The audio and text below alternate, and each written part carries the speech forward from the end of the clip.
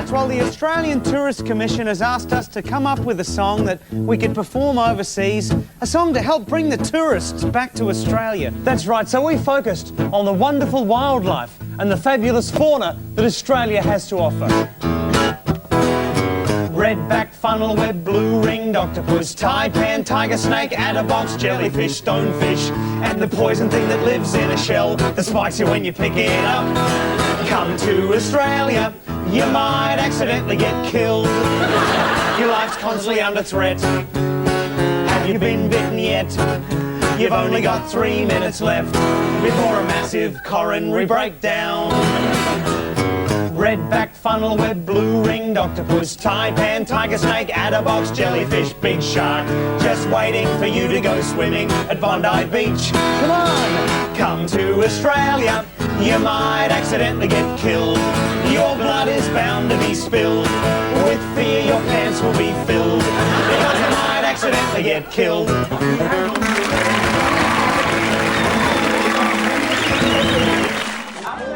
The Commonwealth of Australia, land of many frontiers, lone stepping stone across the vast Pacific to the mysterious, brooding islands of the Malayan archipelago, last outpost of the art and culture of the Western world. Our story takes us to Melbourne. Melbourne, birthplace of Nellie Melba, the famous coloratura soprano, Australia's gift to American opera, appearing here as a token of appreciation.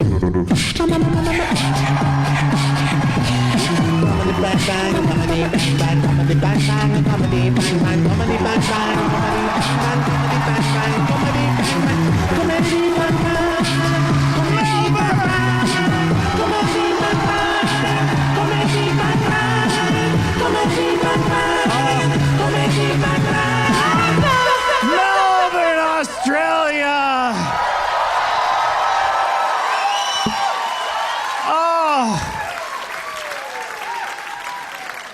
Little late, my friend, little late. Oh, Melbourne. Did I say that right?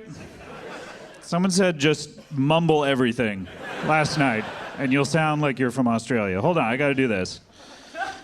Where is it?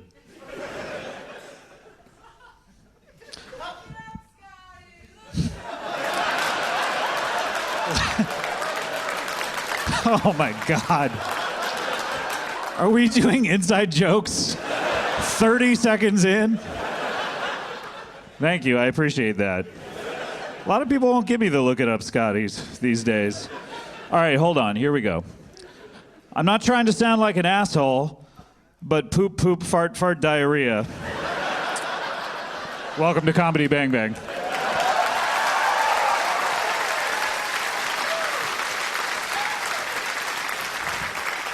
It's a bad start, Australia. Greasy Bob sent us that one. Good old Greasy Bob.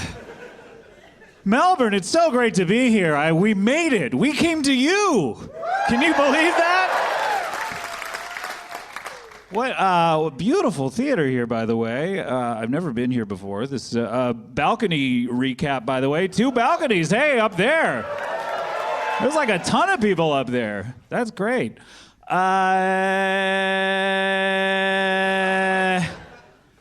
we got one in the middle. I can't see anyone. What about you guys in the middle? Don't even. Jeez. How are my people front row center? Yeah. That was less applause because there's only 1 row. Shouldn't end on that, I guess. How about my entire theater? That's better. Oh, that's better. Australia, man, it's weird being here. It's the differences between the U.S. It's like I was in the hotel earlier and I was like, I think I'll have a little, what we call in the USA, room service. And I look around, there's no menu. I call downstairs, I'm like, hey, can I get some food up here? And they're like, we don't have room service. I'm like, hey, Australia, it's called room service. Like, check it out sometime. like the USA has, and they're like, we know what it is, we just don't have it here.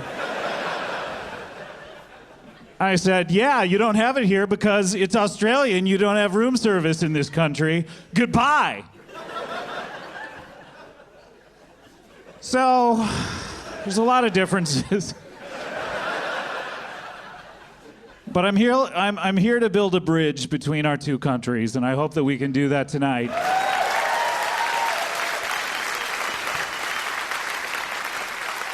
This is the Jet Lagged as Fuck tour. We're all waking up at like 2 a.m. after every show and just staying up all day and then coming to see you. So it's great to be here. We're in various stages of sleep deprivation, and we're just getting fucking really weird here tonight. So yeah. It's going to be a strange show. How many of you were dragged here by someone? You're so polite. You raised your hand. Are you a school teacher? No. You're saying no like that's the most disgusting job anyone could have. School teacher? School teacher?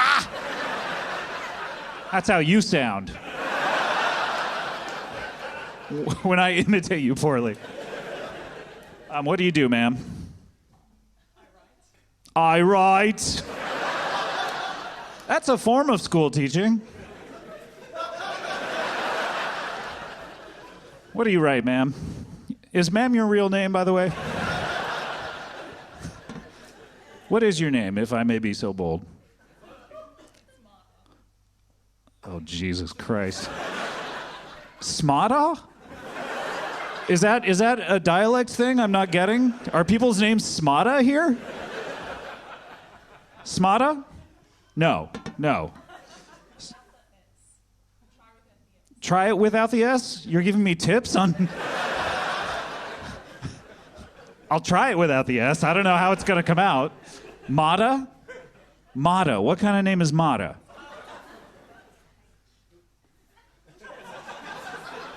It's Martha without the H. Okay, so Mata though.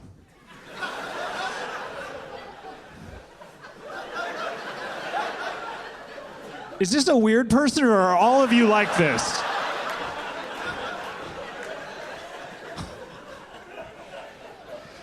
Do not talk to the audience. I'm learning my lesson. All right, Mata, very nice to see you. You're a writer. Do you guys like being imitated, or is that like... Do a lot of Americans come through here and just like sort of insult you by doing that? I apologize for that. You guys have wonderful, wonderful dialects. 9 days of this. Jesus. All right. We have a great group of people we're traveling with, and I'm really excited for... Oh, by the way, my first question, you were dragged here, so you have no idea what's happening. I'm sorry to return to the well, Mata, but you shot your hand up so proudly, like... so you have no idea what's going on. You don't know who I am? A little bit. Is this your lover?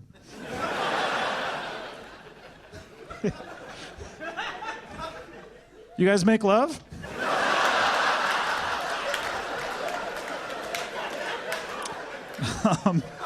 What? Why is she laughing? Yeah, it's very strange. Wait, you're putting air quotes around making love? I'm sorry. What is your name? Do you have a strange name as well? Stuart. Stuart. Without the H. What does that mean, like, make love? Is that like a technical term, or you're being dismissive of it? So you're a fan of the show, and you took your lover to see it, saying, I swear this is so funny, you're gonna enjoy it.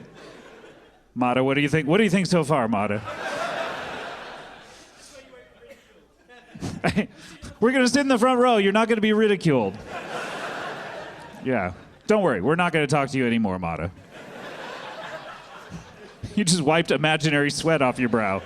You're like a little actress almost. I love that.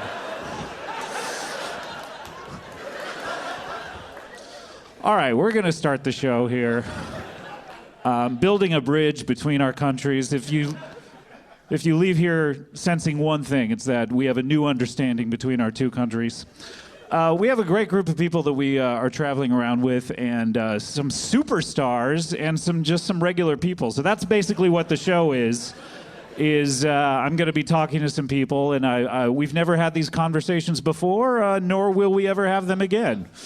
So you guys ready to start this? What do you say?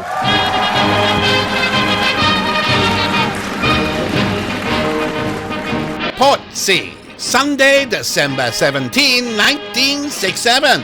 A day that will live in infamy as Australia loses a Prime Minister. Not through election or some American-style scandal.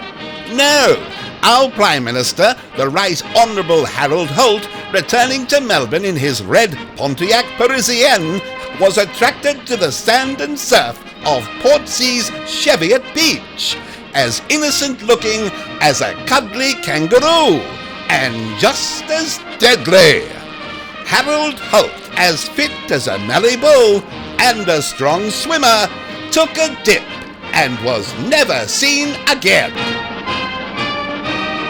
A shocked Australia was glued to tiny black and white televisions to keep up with the extensive search, which wasn't officially called off until 3 weeks later, a fortnight after the memorial service, attended by world leader Prince Charles and US President LBJ, a good friend of Mr. Holt, and the first US president to visit Australia. Our PM's disappearance earned him one of the highest honours Australians can award. He's rhyming slang. Everyone in Oz knows what it means to do a Harold Holt. You've done a bolt. Vanished. That's Aussies for you, so respectful. And in leafy Melbourne suburb Glen Iris, one will find the Harold Holt Memorial Swim Centre. I kid you not. That's Aussies for you. Harold Holt's disappearance spawned a number of conspiracy theories. Forgetting thousands of recreational swimmers and surfers succumbing to strong seas and scary sharks, many believe the Australian Prime Minister had been a Chinese spy all along and was picked up by a submarine to be whisked off to Beijing. A Western leader answerable to the Chinese? Who could think of such a thing? That's dickheads for you.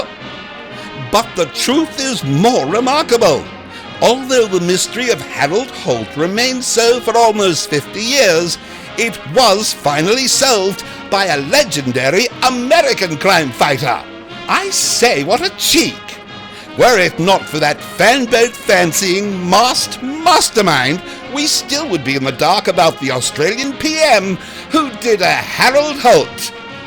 And there's your exposition. Let's return to the theatre now and our American cousin. Now, why does that ring a bell? Our first guest is a genuine superstar, probably one of the most famous people on the planet. But what's odd is he's famous for being supposedly deceased, but he's a musician. Please welcome John Lennon.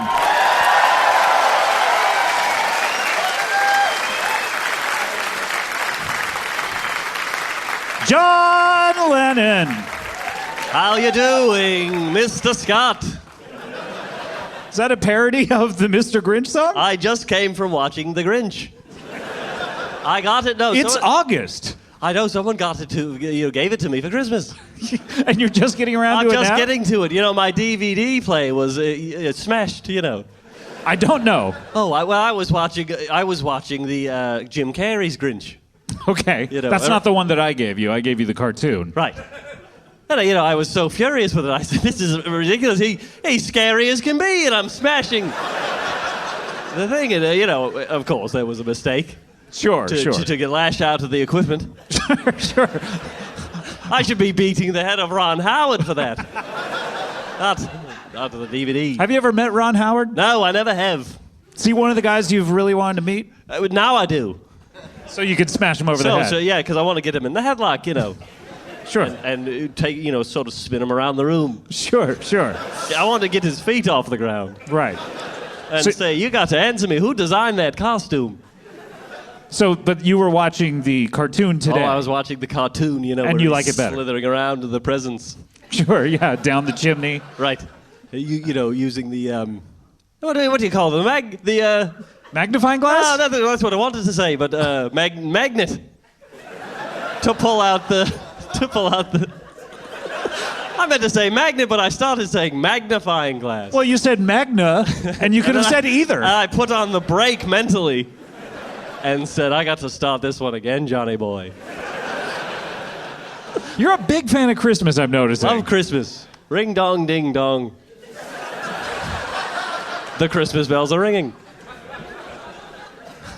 Is that your favorite song of all time? No, my favorite song is on, you know, my favorite album, Beatles 1. That's not an album. That's a compilation. How can that be your favorite album? You made the Beatles Sales album. would say otherwise. This is sacrilege, but what is your favorite song? Octopus's Garden. I like to meet under the seat. Yeah, I don't remember the lyrics, but That's not the lyrics.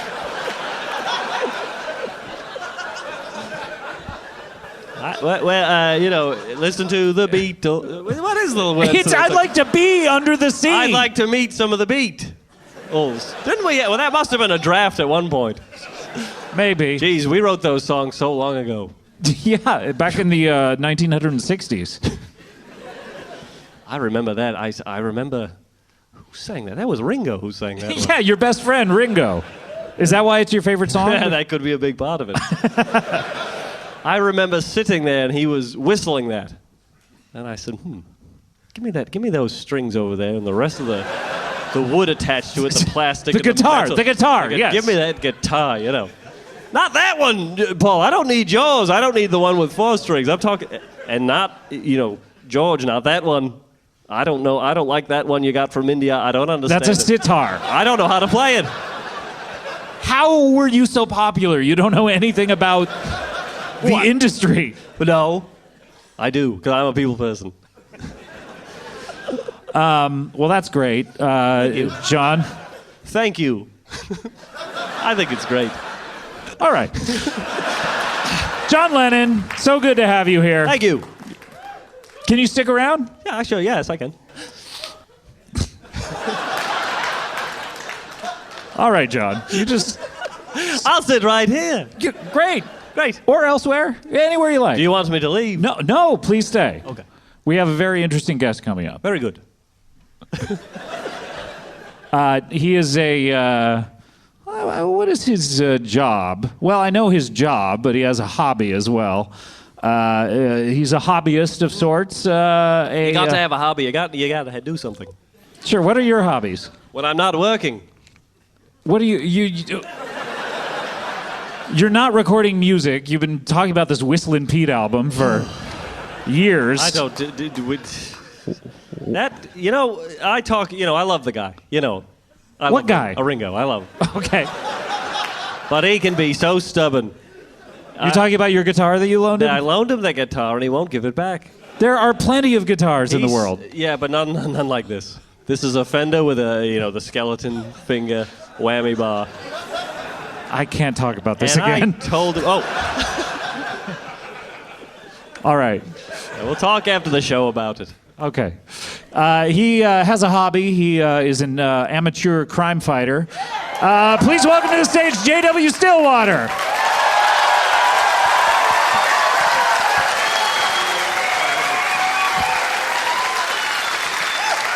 Is y'all safe? Is y'all safe?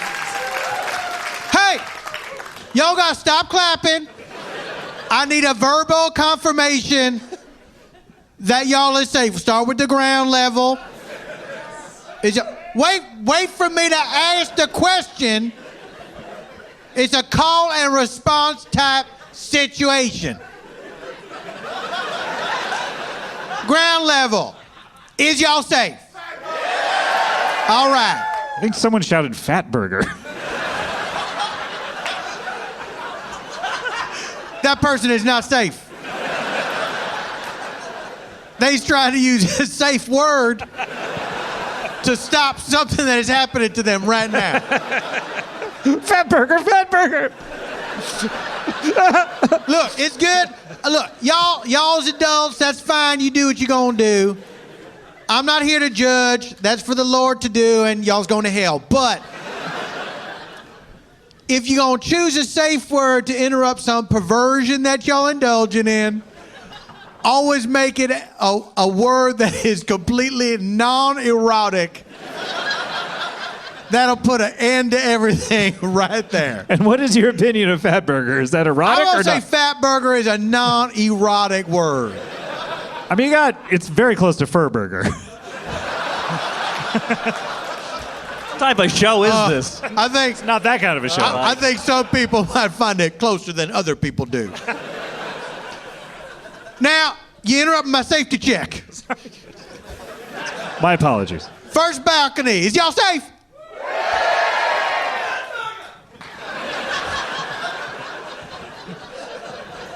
Guess what? I ain't even gonna check on the top balcony now. That guy ruined it for y'all. So something happens to y'all, you know who to blame. It would be really impressive if you did a safety check and in unison they all yelled Fat Burger. Would it be that impressive? I say try it. See if they can do it. Well, I feel like now you have set the table for that to happen. Sure. As opposed to if it just happened organically, I will admit I would find that a mite impressive. At the same time, it's now an itch that I need scratched because I can't not hear it. Well, why don't you conduct your own safety check All right. of the upper balcony? I will. Upper balcony, is y'all safe? They couldn't even wait for you to get the words out. So not exactly in unison. Itch unscratched. Is that your new television show, by the way? That's right. Itch unscratched. This fall on TBS.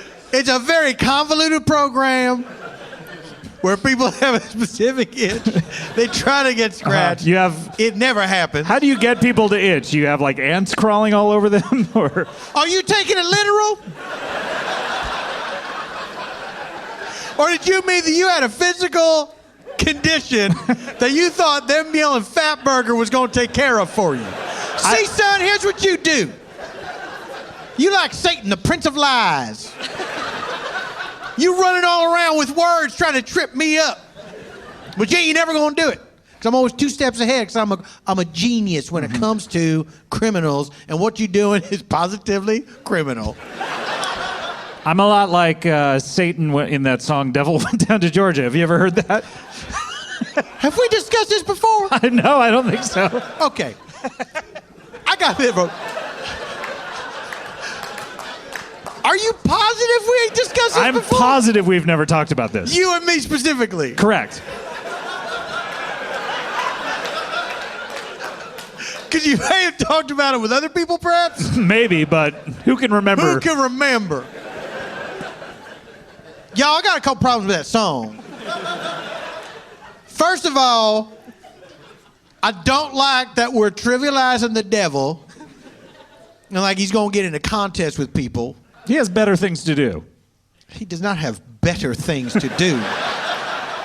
He is evil incarnate. He has other things He has to the do. opposite of better. He's got worse things to do. That actually stands. The devil has worse things to do than get in a contest. A contest slash concert. With some hillbilly. It was a private concert. Okay. So the devil is way behind. He's in a bind. He's behind schedule somehow. Who's his boss? Exactly. Who's going up to Satan and saying, "Hey, where's all them souls you promised me?" It sort of begs the question, is God maybe Satan's boss? Well, it raises the question. You're using that phrase incorrectly. Of course.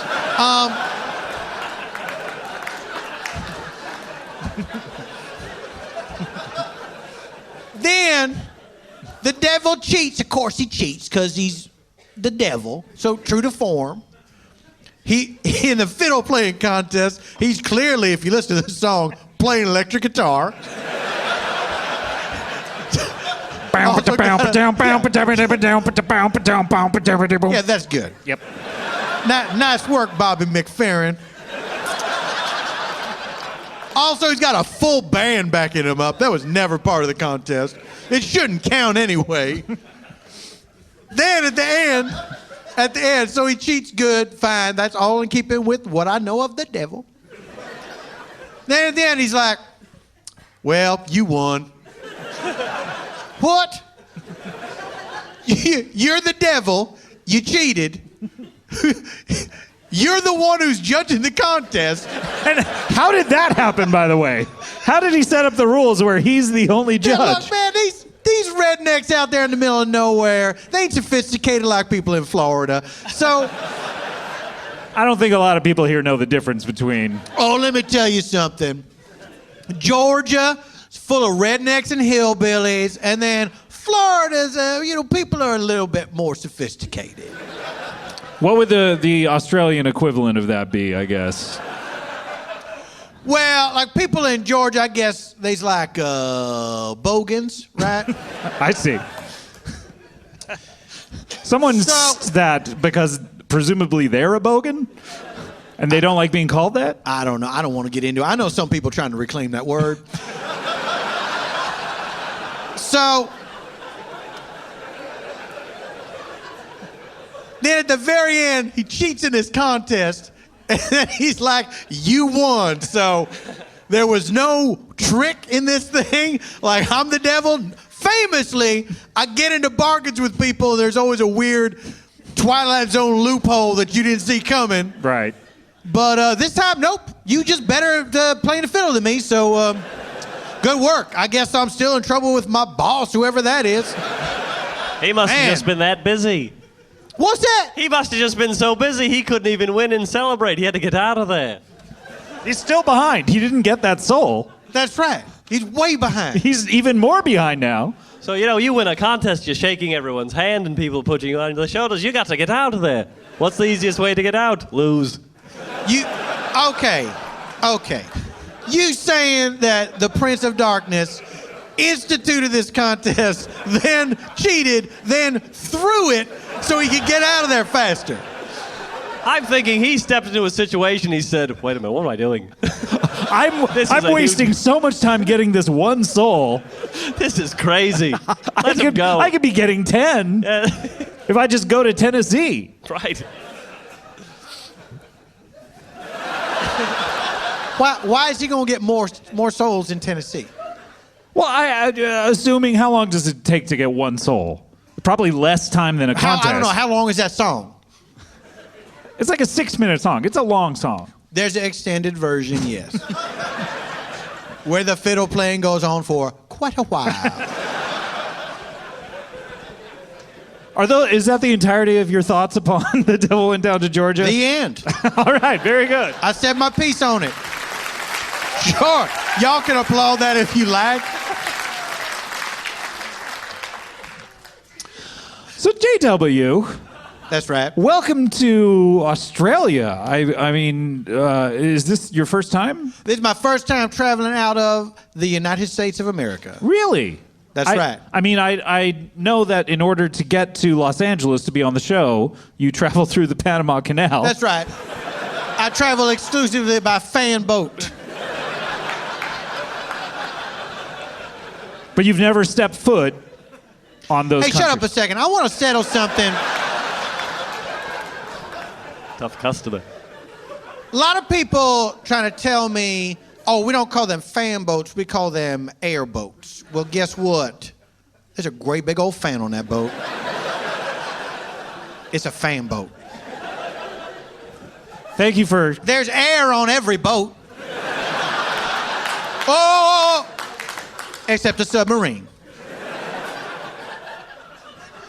There's no air in a submarine? There's air in a submarine. There's air in a submarine. Did I stutter, son? See, y'all trying to catch me up. You never will. Don't you understand? I'm 2 steps ahead. You are very smart.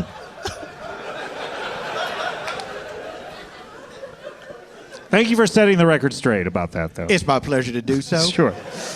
So you've never stepped foot in Panama or anywhere outside of the U.S. No. Until now. I've never touched non-American soil. You never, like, as you're going through the canal, Right. said, you know what, I'm going to park for a minute, get a burger. It's a long enough trip anyway. I just got to plow right on through. So what gave you the occasion to come here to Australia? As you know, I detest crime. And I'm fighting it in all its various forms. You're an amateur crime fighter. In the very truest sense of the term, because I love to fight crime. I am not remunerated for this. Sure. So you're not a professional. And I will accept no payment. No, a professional like the corrupt police, they's all corrupt. J.W. Stillwater, for those of you who don't know, resides in Cumberbatch County. Cumberbatch County, Florida. I'm a vigilante hero. Vigilante hero. Fighting crime wherever it crosses my path. And sometimes I put myself in the path of crime. You're looking for trouble. What's that? You're looking for trouble. Trouble's trying to hide from me, son. And you gotta hide it. So you're looking for it. I know where. Now, y'all think they got me? I already know where it is. Trouble's the one that's trying to hide. Oh. I didn't say trouble is hidden from me. Then I would be looking for trouble. 2 steps ahead. You're going to where trouble is. Yeah, if you like. I do. Yeah, I'm sorry, he's a stickler for this kind I of know. thing. Hey, Merry Christmas, by the way. Thank you. You know, you're the first person to say it. The first worm person to say it? I am not a worm person, sir. I am a human being. I have to admit. Why do you think he's a worm person? I have to admit that was a slip of a tongue. What is this? What is this, Frank Herbert's Dune? Ooh, I can barely get through that book. It's a long book. It's a thick book. But you did get through it. Not yet. Finished book 1.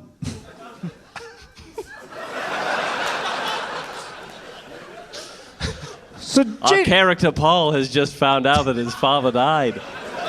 And he and his mother Jessica, they're out on their own in the desert, you know, on Arrakis.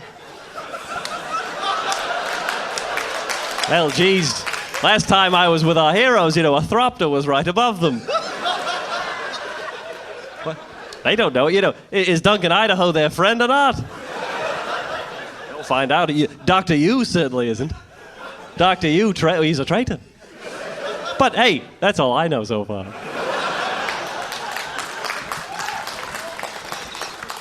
Oh, man. Dune recaps always get a round of applause. Not as much as you wanted.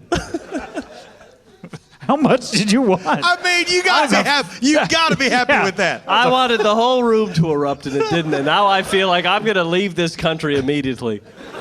I feel like everyone in this room hates me now. No, just because you didn't get a standing ovation for that? Yes. For recapping the first half of Dune? Yep.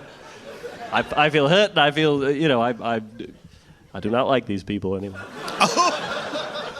It's just taking a turn. Apologize to the people. They owe me an apology. Do you want to ask him for one? Can I? Sure. Would you people apologize to me because, you know, I told you everything I knew about Dune so far. It was met with, you know, nothing, basically. It was. You got a applause. round of applause. You know, where I'm from, you know, the type of, you know, live performances I'm used to. It's just women screaming and fainting. Right, I'm That's used not to- going to happen for I'm used to- Dune recaps. You got to sing one of your songs. You should feel proud that is probably the most applause a Dune recap has ever gotten. I'm even wondering how many half Dune recaps there are, or have been. You might be a pioneer, sir. Well, so anyway, if we want to do just one real big one for everyone in the room, we can move on.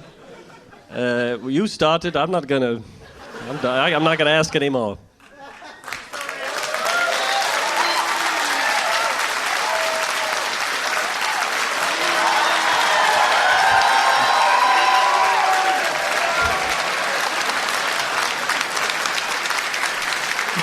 You got 10 people to stand up. All right. Is that enough for you? Now I feel embarrassed.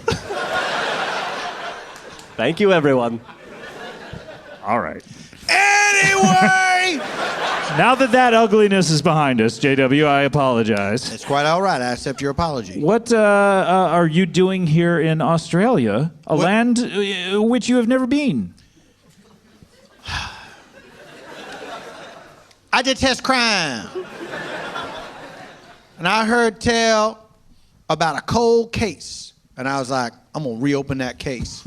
Even though I consider it outside my jurisdiction. But there was a detail that made me think, I got to get over there. And I got to set things right. Some sort of crime happened here in Australia? Another hammer being stolen? No. Or Why you got to bring up the greatest case of my career? That truly is a cold case. I got to find that hammer. Many years ago in this country, a prime minister disappeared.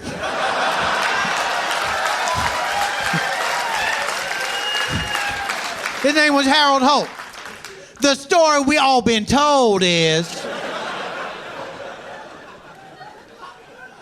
he went out swimming in some choppy waters, was never seen again.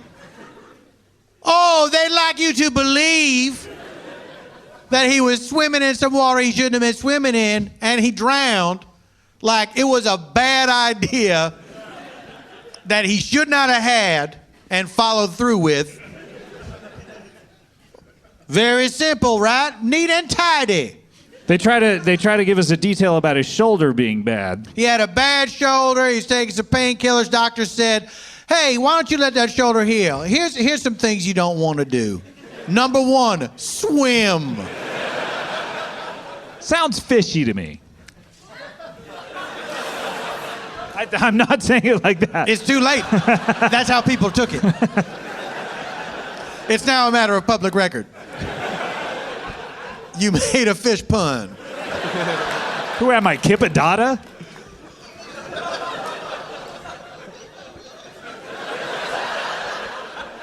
Kip, by the way, is a fish, isn't it?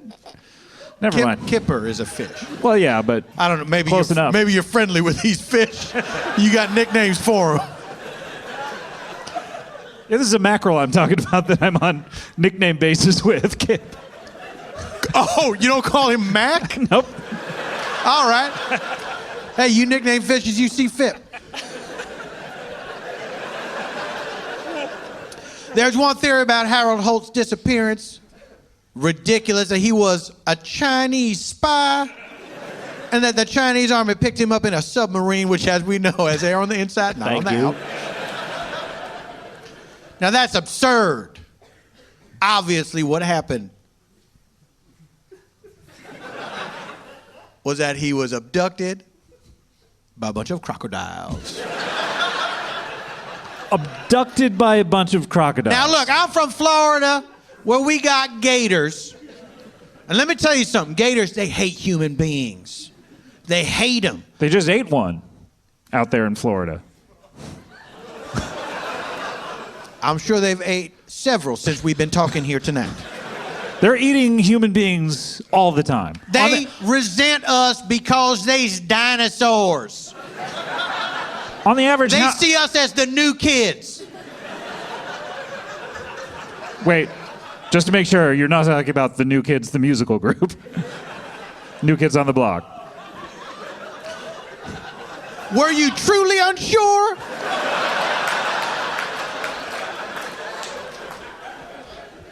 Yes. Let me assuage your fears. I do not mean the new kids on the block. On the average, how many human beings are eaten by gators in Florida every single day? 10. That's insane. And yet the media, the lamestream media. The lamestream media will now report all of these gator eatings.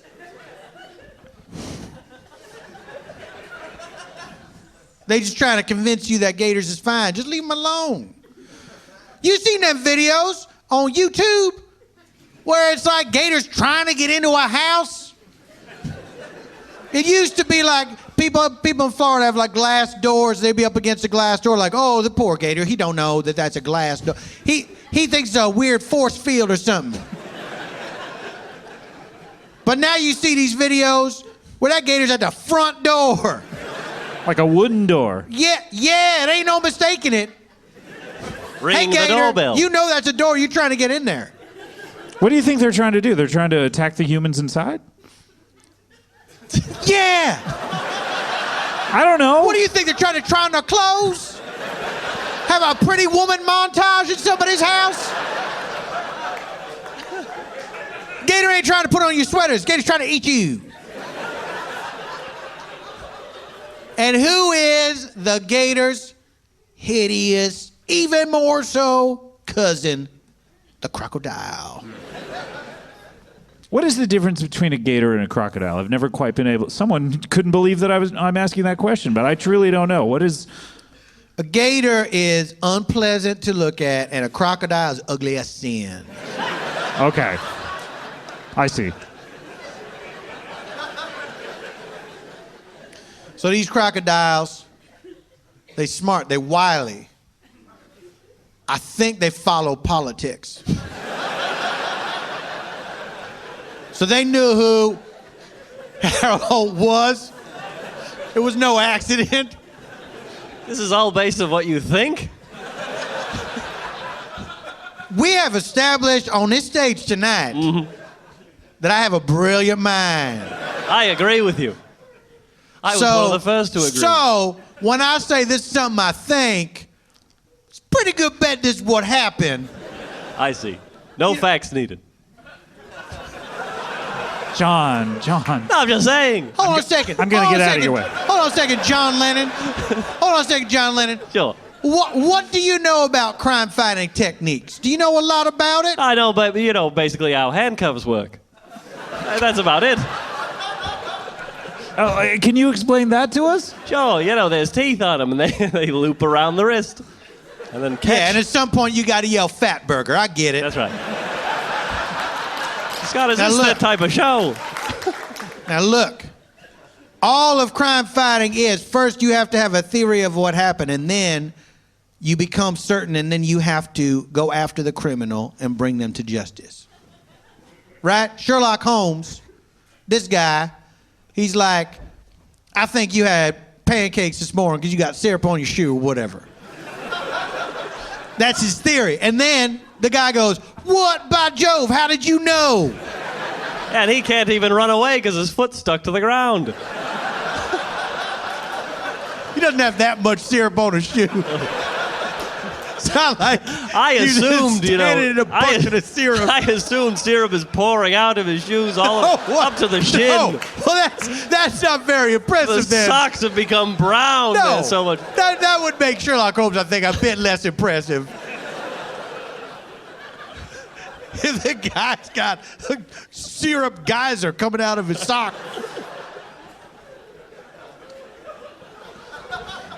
What you do is you say, what's the most logical thing that happened? Right. Oh, a Chinese submarine picked him up. No, that's stupid. The most logical thing is a team of wily crocodiles. Right. They waited for him. They knew he was a proud man. He's not going to listen to no doctor tell him that he can't swim. Oh, it's fine, he says. Crocodiles know this. They knew about the doctor report. Of course they did. Right. Crocodiles have sources inside doctors' offices. You know how many newspapers end up in the water? So many. Unfortunately, I do. So many. John keeps track of that kind of thing. many annually? In what what country? Let's say this one. This coast, 500. He's right.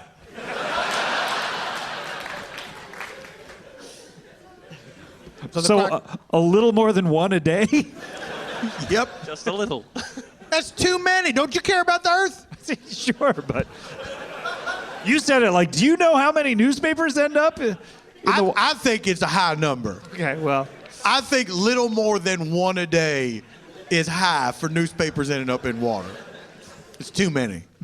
Y'all, keep track of your newspapers. So these crocodiles, they lay in wait. They know he's going to swim out there. And they gang up on him. They come from all sides.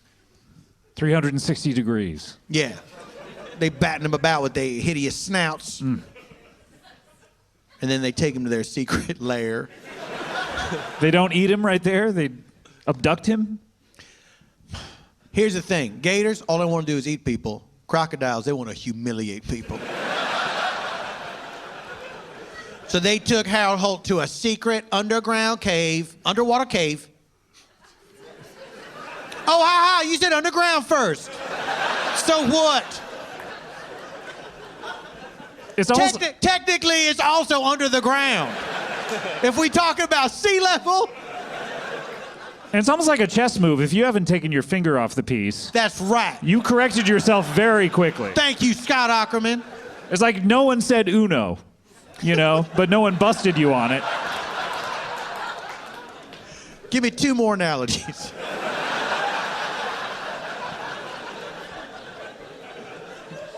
Those are the two games I play. For sure there was a Simon Says in there somewhere. Never heard of it. So we'll talk about it later. Oh, really? Yeah, I promise you. Oh, I can't wait. I promise you. We will talk in depth about the game Simon Says. And we've never talked about that before either. Haven't we? So these crocodiles, they drag the Prime Minister down to their secret undersea cave where, day after day, they hold mock elections. They force him to run as a candidate for Prime Minister of the underwater cave. And every single time he loses by 2 votes.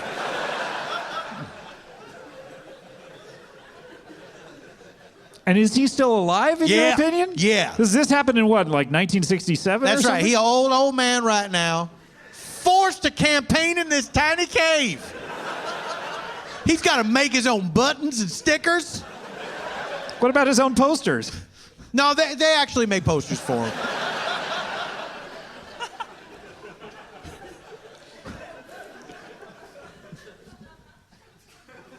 That's got to be terrible, campaigning to a creature who doesn't speak your language. Do they speak English, by the way? I'm sorry, I assumed. They don't speak English, but they understand it. It's like a Chewbacca situation.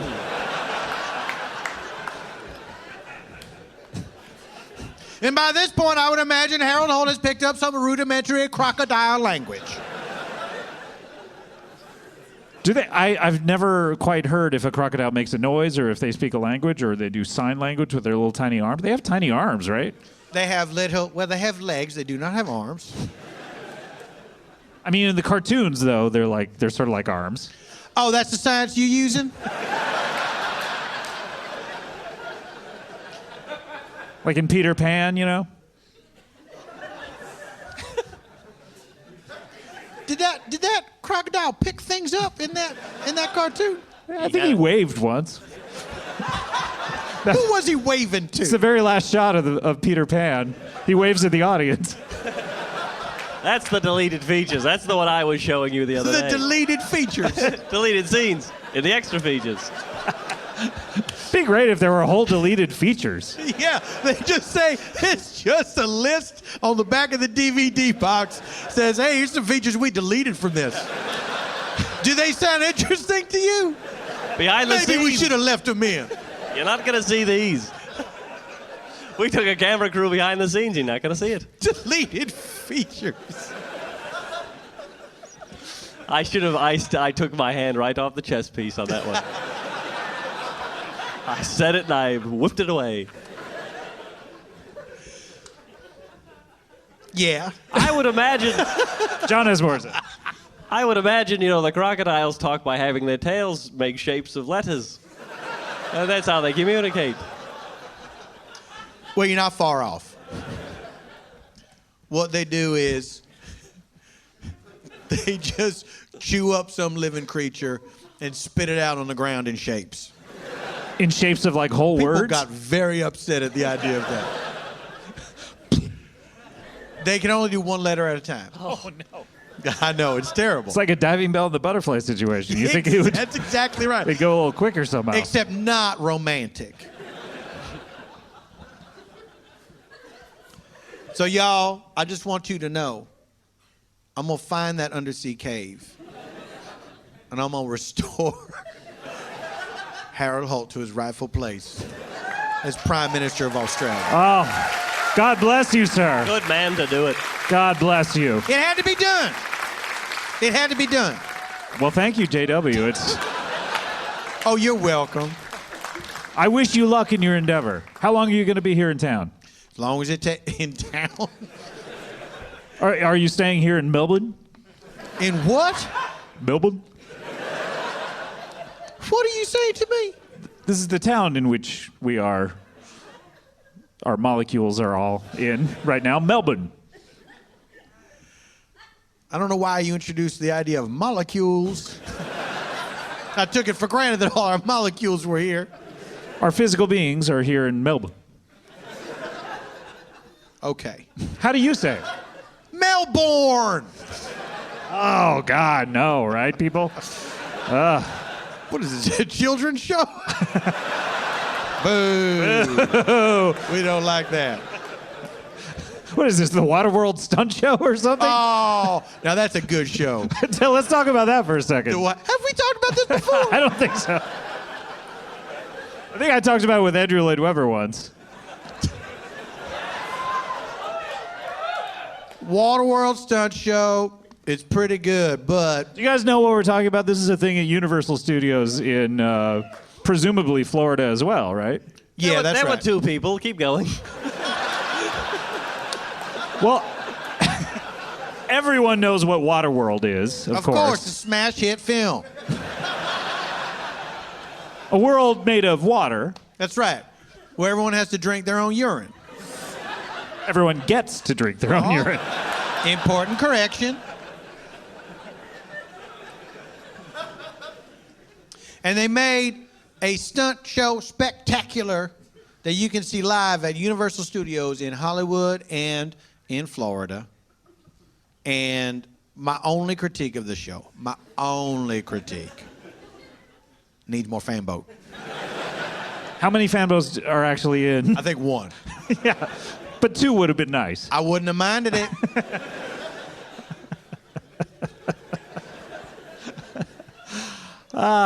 Good segment. Good segment. Good segment. That maybe we want to drop in a theme song for that one. Right, yeah. Yeah. Maybe we'll do that in post. Very good. JW Stillwater, everyone.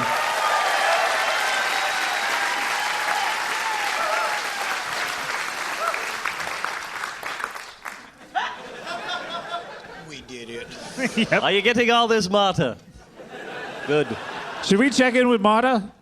Mata? Are you following everything that's happening right now? How mad are you at your lover right now? All I wanted to do was come to Melbourne and put on a good show for the people, a show that people like so much that they gave a standing ovation at the end. But I don't know if anyone's gonna do it. Well, kicking the ground won't do it, Scott. You gotta ask him.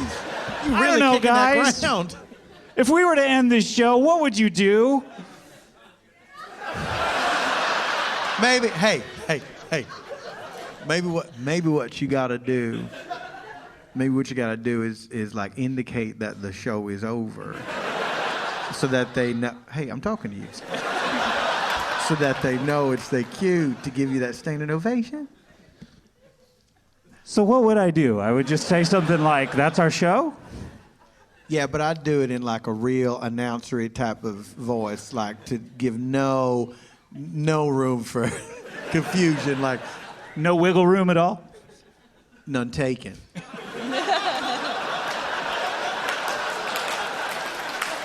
All right, I'm gonna try it. That's our show! Oh my God, it's happening! It's happening! Thank you, Melbourne! Bonus! Quip. Oh, I said the S's. I'm so sorry. I'm so sorry. That's okay. Oh! Veronica and Lewis on Triple J. And I'm pretty excited for our next guest. He is the host of one of the biggest podcasts in the world. It's called Comedy Bang Bang. It gets around 2 million listens every month. It's sort of like a chat show, but also not like that at all. Scott Aukerman, how you doing? Hey guys, how are you? You look lovely today, I have to say. Thank you, and also you. Yeah, so the live ones are going to be happening Brisbane at the Brisbane City Hall Thursday the 25th, so tomorrow. And then on Friday night in Melbourne, Sydney on Sunday, and then Monday in Perth. And Scott, as you were saying before, you did think of podcasts 7 years ago. Said this is going to be a big deal. And I'd call you you're like the godfather, the grandfather of podcasts. Pardon me, it's the podfather. The podfather. Because you also co-founded Earwolf, which is this free podcast network, and Howl, which is like a prescription one. Subscription. It's a prescription, yeah. You have to go to your doctor, and you have to say, I have a fever for podcasting, and they prescribe it. Yeah. It's a subscription one. And we're going to get your suggestions, 0439 757 555, for any podcast ideas that you would like to put to Scott. I'm sure he's heard everything, big and small, weird and whatever. 0439. But I'm giving away $1 million contracts to anyone who has a good idea. So yeah. Simon from Brisbane, what's your hot podcast idea? Hi, guys. How about a podcast where the host discusses fishing casting techniques solely from inside Japanese capsule hotel pods? Scott, what are your thoughts? Wow. Well, you said you love niche. It's very You're really winnowing down, pardon the pun, your audience there with how niche it is. I'm not much of a fishing person. Is that something that? And what was the second part? Japanese hotels? capsule hotel pods. Yeah, you know those things. Those little tiny things that you sleep in. That Is this just so that you call it the podcast? Exactly. I understand now. Okay. Simon, you've bested us. But I don't think it sounds like Scott is sold, so let's move to another one. Brendan from Melbourne, give us your concept. I had an idea where I give a review and a rating to a movie that I've only seen the trailer for, and then I come back the next week and talk about how wrong I was. And you think you're always going to be wrong? I'm definitely always wrong. So your first instincts are always wrong. Yeah, well, I thought that Tom Cruise and Val Kilmer were bad guys in Top Gun, and then I had to write it down, and my friend's like, "Now go watch Top Gun." And Okay, so hold on. You thought you watched the trailer for Top Gun, and you left saying, "Boy, when Tom Cruise and Val Kilmer steal those planes and try to bomb the U.S." That's what you thought the plot of the movie was. Yeah, I wasn't quite sure what it was, and then I was like, "These guys are the bad guys, or at least Val Kilmer's the bad guy." Right. And for some reason, volleyball is like part of what they're doing. And then I watched it, and then I was like, "Yeah, I was way wrong." Yeah. The idea seems very talent dependent, and that talent is you because you seem like sort of a strange person. And so, I would worry about buying the show if you were to ever perish, because then the show is just over. Yeah. It's a maybe. It's a maybe. Thanks, Brendan. Juzzy, I really like yours. It sounds like $1 million idea to me. What is it? Oh, I'd do it for $500,000. Sold. I don't even need the idea. Yeah, sold. I'd open packaging for food, like frozen food and canned food, and then just describe to people how disappointed you are in what's actually come out of the packaging. Okay, so this is like an unboxing video, audio for food, and you're not describing the food, you're describing how disappointed you are. Yes, level, out of 10, out of 100. Okay, can you describe right now the disappointment when you hear that I'm not giving you this $500,000? It's about a 9.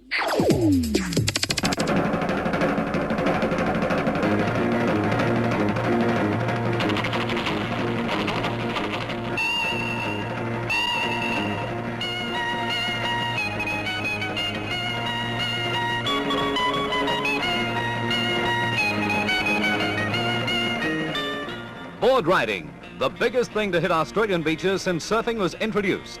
Along the coast, there are at least 50,000 boards. Surfies travel miles to find the best surf. Going on safari, they call it. They have woodies. I'll say they have. That's Aussies for you.